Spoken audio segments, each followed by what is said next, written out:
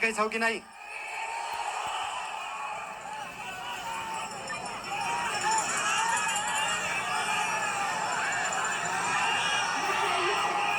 बेली छकालै एउटा सुइना देखेको थिएँ। सुदूरपश्चिम बनेको देश बनेको त्यो सपना पुरा गर्ने हो र त्यो पुरा गर्ने पार्टी राष्ट्रिय स्वतन्त्र पार्टी हो।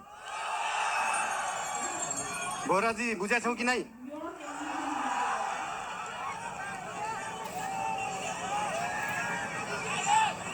खल्तीमा पैसा नभएको विपन्न गरिबले शिक्षा पाउनु पर्यो, त्यो हो हाम्रो एजेन्डा।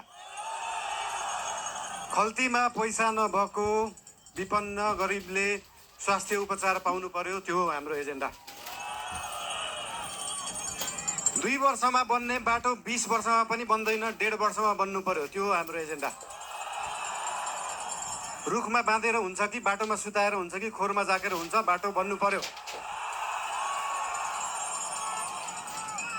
यहाँ त बाटो बनाउनलाई यो भेगमा मेरो भोट छैन, यहाँको बाटो किन बनाउने, यो भेगमा मेरो भोट छैन किन बाटो बनाउने। राष्ट्रिय स्वतन्त्र पार्टी सरकारमा गयो भने काङ्ग्रेस हिँड्ने बाटो पनि बनाउँछ, एमाले हिँड्ने बाटो पनि बनाउँछ, माओवादी हिँड्ने बाटो पनि बनाउँछ, सबै नेपाली जनता हिँड्ने बाटो बनाउँछ। मान्छेले देशलाई स्विजरल्यान्ड बनाउनु पर्छ भन्छन्। स्विजरल्यान्डको बाउ बढी मालिका यहीँ छ, किन बनाउनु पर्यो स्विजरल्यान्ड? स्विजरल्यान्डको पराकाष्ठ रामा रोशन यहीँ छ, किन बनाउनु पर्यो स्विजरल्यान्ड? खप्तड नेसनल पार्क यहीँ छ, किन बनाउनु पर्यो स्विजरल्यान्ड? हामी नेपालीहरू माल भएको चाल नपाएको मान्छेहरू पर्यौँ। भएको चिज देखाउनै सकेका छैन, सुदूरपश्चिमलाई जोड्नै सकेका छैन। सुदूरपश्चिम त्यो दिन जोडिन्छ जुन दिन सुदूरपश्चिममा एकदम धेरै कलाकारहरू हुँदो रहेछ। 8 लाख सब्सक्राइबर भएको, 1 मिलियन सब्सक्राइबर भएको, तर त्यो गीत काठमाडौँको चोकचोकमा बज्दैन।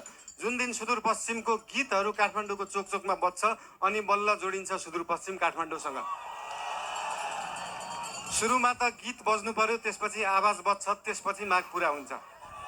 सुन्दा सानो जस्तो लाग्छ, तर त्यो राष्ट्रिय स्वतन्त्र पार्टीको एजेन्डा।